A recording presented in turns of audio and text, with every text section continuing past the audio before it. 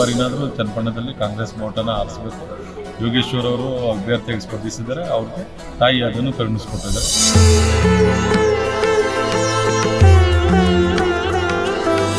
ಗೌಡಗೆರೆ ಕರ್ಕೊಂಡ್ಬಂದು ಆ ತಾಯಿ ಚಾಮುಂಡೇಶ್ವರಿ ಜೊತೆಲೆ ದರ್ಶನ ಮಾಡಿಸಿ ಮತ್ತು ಇಲ್ಲಿರುವಂಥ ಒಂದು ಪರಂಪರೆ ತೋರಿಸಿ ಆ ಮಕ್ಕಳುಗಳ ಮುಂದೆ ಭಾರಿ ಅನುಕೂಲ ಆಗುವಂಥ ಸಂಭವ ಇದೆ ಅಂತ ನಾವು ತಿಳ್ಕೊಂಡಿದ್ದೀವಿ.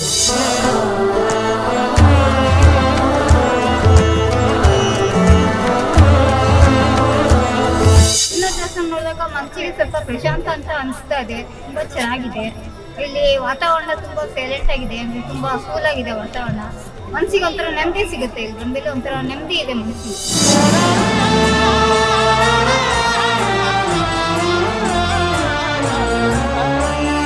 ಚನ್ನಪಟ್ಟಣ ತಾಲೂಕಿನ ರಾಮನಗರ ಜಿಲ್ಲೆಯ ಮಳ್ಳೂರು ಹೋಬಳಿಯಲ್ಲಿರುವ ಗೌಡಗೆರೆ ಅನ್ನುವ ಗ್ರಾಮ ಇದೀಗ ರಾಜ್ಯದಾದ್ಯಂತ ಚಿರಪರಿಚಿತ. ಅಲ್ಲದೆ ಈ ಗ್ರಾಮ ಒಂದು ರೀತಿಯಲ್ಲಿ ಪುಣ್ಯ ಕ್ಷೇತ್ರವಾಗಿದೆ ಅಂದರೂ ತಪ್ಪಲ್ಲ. ಮೈಸೂರಿನ ಚಾಮುಂಡಿ ಬೆಟ್ಟದಲ್ಲಿ ನೆಲೆಯೂರಿರುವ ತಾಯಿ ಚಾಮುಂಡೇಶ್ವರಿ ಇಡೀ ದೇಶಕ್ಕೆ ಗೊತ್ತಿದೆ. ಅಂತೆಯೇ ಗೌಡಗೆರೆಯಲ್ಲೂ ಹೊಸ ರೂಪ ತಾಳಿ ನಿಂತಿರುವ ಚಾಮುಂಡೇಶ್ವರಿ ಬರುವ ಭಕ್ತರಿಗೆ ಹರಸಿ ಆಶೀರ್ವದಿಸುತ್ತಾಳೆ. ಮೈಸೂರಿಗೆ ತೆರಳಿ ದರ್ಶನ ಪಡೆಯಲಾಗದ ಅದೆಷ್ಟೋ ಭಕ್ತರು ಗೌಡಗೆರೆಯ ಬಸಪ್ಪನವರ ಪುಣ್ಯಕ್ಷೇತ್ರಕ್ಕೆ ಬಂದು ಚಾಮುಂಡೇಶ್ವರಿ ತಾಯಿಯ ದರ್ಶನ ಪಡೆದು ಪುನೀತರಾಗ್ತಿದ್ದಾರೆ. ಅದರಲ್ಲೂ ಈ ದೇವಾಲಯದಲ್ಲಿರುವ ಬಸವಣ್ಣ ಎಂಬ ಗೋವಿನ ಪವಾಡ ಸಾಮಾನ್ಯವಾದುದಲ್ಲ. ವಿಶೇಷವಾದ ಶಕ್ತಿಯನ್ನ ಹೊಂದಿರುವ ಚಾಮುಂಡೇಶ್ವರಿ ಪವಾಡವುಳ್ಳ ಬಸವಣ್ಣನ ಆಶೀರ್ವಾದಕ್ಕಾಗಿ ರಾಜ್ಯದ ಮೂಲೆ ಮೂಲೆಗಳಿಂದಲೂ ಭಕ್ತ ಸಾಗರವೇ ಹರಿದು ಬರ್ತಾ ಇದೆ.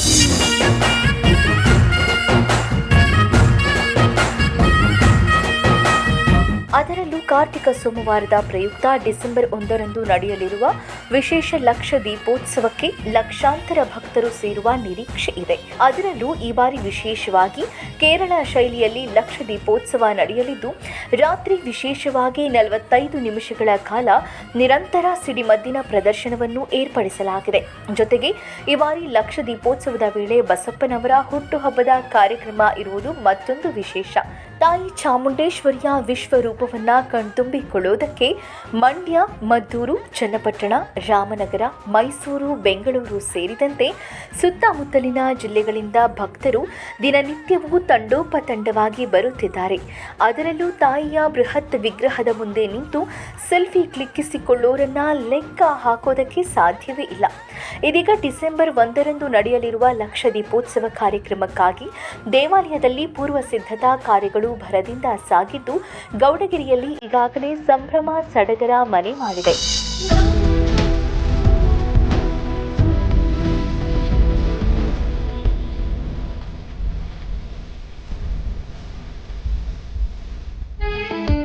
ಗೌಡಗೆರೆಗೆ ಬಂದಿದ್ದ ಭಕ್ತರೊಬ್ಬರು ಮಾತನಾಡುತ್ತಾ, ತಾಯಿಯ ಪವಾಡ ಸಾಮಾನ್ಯವಾದುದಲ್ಲ.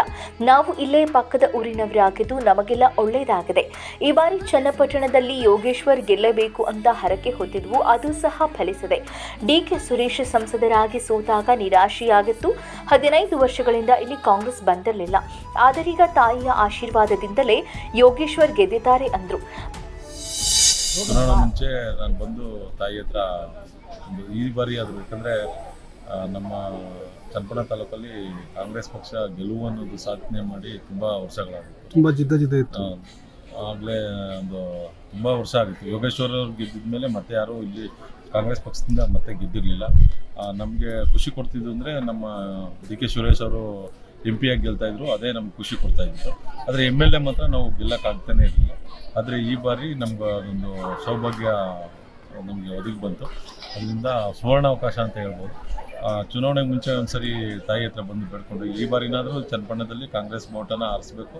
ಯೋಗೇಶ್ವರ್ ಅವರು ಅಭ್ಯರ್ಥಿಯಾಗಿ ಸ್ಪರ್ಧಿಸಿದ್ದಾರೆ, ಅವ್ರಿಗೆ ಒಂದು ವಿಜಯ ಮಾಲೆನ ಈ ಬಾರಿ ಧರಿಸಬೇಕು ಅಮ್ಮ ಅಂತ ಕೇಳ್ಕೊಂಡೋಗಿದ್ದು, ಒಂದು ಅಕ್ಕಿ ಅನ್ನೋ ಥರ ಇದು ಮಾಡ್ಕೊಂಡೋಗಿದ್ದು. ತಾಯಿ ಅದನ್ನು ಕರುಣಿಸ್ಕೊಟ್ಟಿದ್ದಾರೆ. ನಮ್ಮ ಚನ್ನಪಟ್ಟಣ ಜನತೆನೂ ಯೋಗೇಶ್ವರ್ ಅವ್ರಿಗೆ ವಿಜಯ ಮಾಲೆಯನ್ನು ತಲುಪಿಸಿದ್ದಾರೆ. ಅದು ತುಂಬ ಖುಷಿ ವಿಚಾರ. ನಾವು ಖುಷಿನಲ್ಲಿದ್ದೀವಿ.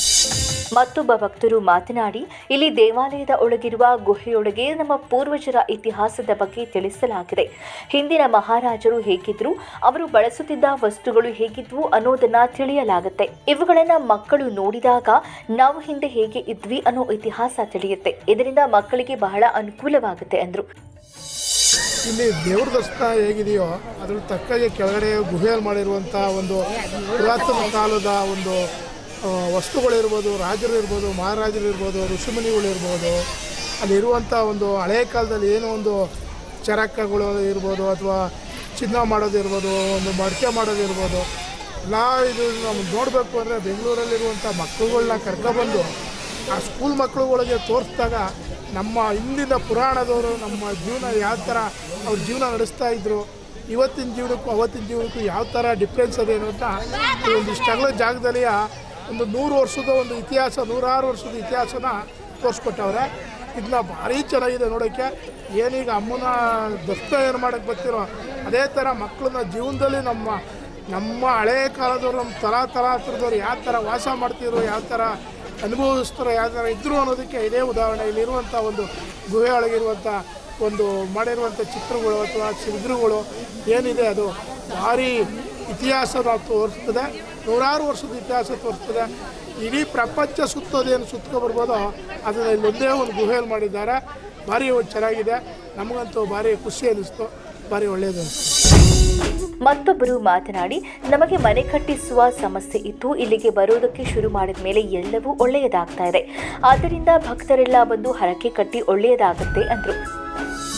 ನಾವು ಮಳವಳ್ಳಿಲಿ ವರ್ಕ್ ಮಾಡೋದು, IT ಕಾಲೇಜ್ ಲೆಕ್ಚರರು. ನಾವೆಲ್ಲ ಸ್ಟಾಫು. ನಾವು ಸುಮಾರು ಒಂದು 4-5 ವರ್ಷಗಳಿಂದ ಬರ್ತಾ ಇದ್ದೀವಿ ದೇವಸ್ಥಾನಕ್ಕೆ. ಇಲ್ಲಿ ತುಂಬ ಚೆನ್ನಾಗಿದೆ ಸರ್. ಏನೇ ಹೇಳ್ಕೊಂಡ್ರೂ ಒಳ್ಳೆಯದಾಗುತ್ತೆ. ಯಾವುದೇ ರೀತಿ ನಾವು ಯಾರಕ್ಕೆ ಕಟ್ಕೊಂಡ್ರೂ ಸಹ ಒಂದು ತಿಂಗಳಲ್ಲಿ ನಾವೇನು ಬೇಡ್ಕೊತೀವೋ ಅದೆಲ್ಲ ಈಡೇರುತ್ತೆ. ಅದಕ್ಕೆ ಸುಮಾರು ಜನ ಬರ್ತಾರೆ. ನಾವು ಸುಮಾರು 4-5 ವರ್ಷಗಳಿಂದ ಬರ್ತಾ ಇದ್ದೀವಿ. ನಿಮ್ಮದೇ ಅರ್ಕೆ ಇತ್ತಾ? ನಮ್ದೇನು ಅರ್ಕೆ ಇರಲಿಲ್ಲ ಸರ್. ಮನೆ ಕಟ್ಟಬೇಕು ಅಂತ ಅನ್ಕೊಂಡಿದ್ವಿ. ಅರ್ಕೆ ಕಟ್ಟಿದ್ವಿ. ಮನೆ 3-4 ವರ್ಷ ಆಯಿತು ಸರ್ ಮನೆ ಕಟ್ಟಿ. ಮತ್ತೊಬ್ಬರು ಮಾತನಾಡಿ, ಸಂಬಂಧಿಕರೊಬ್ಬರಿಂದ ಕ್ಷೇತ್ರದ ಶಕ್ತಿ ತಿಳಿದು ಹರಕೆ ಕಟ್ಟಿದ್ದು ಇಲ್ಲಿನ ವಾತಾವರಣ ಬಹಳ ಚೆನ್ನಾಗಿದೆ. ಮನಸ್ಸಿಗೆ ಒಂದು ರೀತಿಯ ಸಮಾಧಾನ, ಶಾಂತಿ ಸಿಗುತ್ತೆ ಎಂದಿದ್ದಾರೆ. ನಮ್ಮ ಹೆಸರು ರೂಪ ಅಂತ. ನಾವು ಮಧುಗಿರಿ ಕಡೆಯವರು. ನಮಗೆ ಈ ದೇವಿ ಬಗ್ಗೆ ಗೊತ್ತಾಗಿದ್ದು ನಮ್ಮ ರಿಲೇಷನಿಂದನೇ. ಅವರು ನಮಗೆ ರಿಲೇಷನು ನಮ್ಮ ಅಕ್ಕ ಅವರಾಗಬೇಕು. ಅವ್ರಿಗೆ ಇದೇ ಥರ ಯಾವುದೋ ಒಂದು ಪ್ರಾಬ್ಲಮ್ ಇತ್ತಂತೆ. ಸೊ ಅವರು ಈ ದೇವ್ರಿಗೆ ಬಂದೋದ್ಮೇಲೆ ಅವ್ರಿಗೆ ಆ ಪ್ರಾಬ್ಲಮ್ ಸಾಲ್ವ್ ಆಗಿದೆ. ಈ ಸುಮಾರು ಒಂದು 4 ಸಲ ಅವರು ಬಂದೋಗಿದ್ದಾರೆ. ನಾವು ಈ ಸರಿ ಬಂದಿದ್ವಿ. ತುಂಬ ಪ್ರಖ್ಯಾತಿ ಆಗಿದೆ. ದೇವರು ಅಂದ್ಕೊಂಡಿದ್ದೆಲ್ಲ ಆಗ್ತಾ ಇದೆ ಅಂತ ಎಲ್ಲ ಹೇಳ್ತಾ ಇದ್ದಾರೆ. ಇಷ್ಟೇ ಅಲ್ಲದೆ ಸಾಕಷ್ಟು ಭಕ್ತರು ಇಲ್ಲಿಗೆ ಬಂದು ಗೌಡಗೆರೆಯ ತಾಯಿ ಚಾಮುಂಡೇಶ್ವರಿ ತಾಯಿಯ ಮಹಿಮೆಯನ್ನ ಕೊಂಡಾಡಿದ್ದಾರೆ.